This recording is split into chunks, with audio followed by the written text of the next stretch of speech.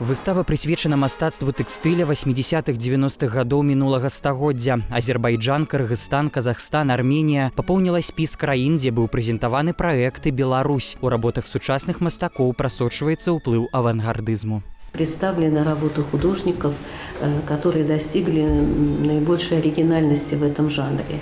Это и художники, которые работали в жанре авторского костюма, художники, которые занимались росписью по тканям в технике холодного и горячего батика, художники, которые работали на знаменитой в свое время фабрике «Красная роза». Эта выставка, она организована в рамках большого проекта, который отмечает 5-летие, и белорусская земля принимает на свое 5-летие. На экспозиции представлено больше за 200 экспонатов. Там можно убачить эскизы тканин, геометричные орнаменты и театральные костюмы. Свои работы на выставу привезла и мастачка Людмила Увяденская.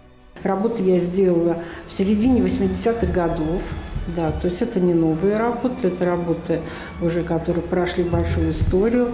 Эти работы хранятся в Музее декоративно-прикладного искусства, а это моя авторская копия. И, в общем-то, которая была выполнена именно в те годы. И вот эти работы – это не повтор того, что делалось для моды или просто как носибельный костюм. Они были участники многих программ. Гэта выстава доказ пераемнасці культур Беларусі і Расіі. Адчуць сувязь традыцыі пакаленняў 20-го стагоддзя можна да 10 снежня ў музеі гісторыі беларускага кіно.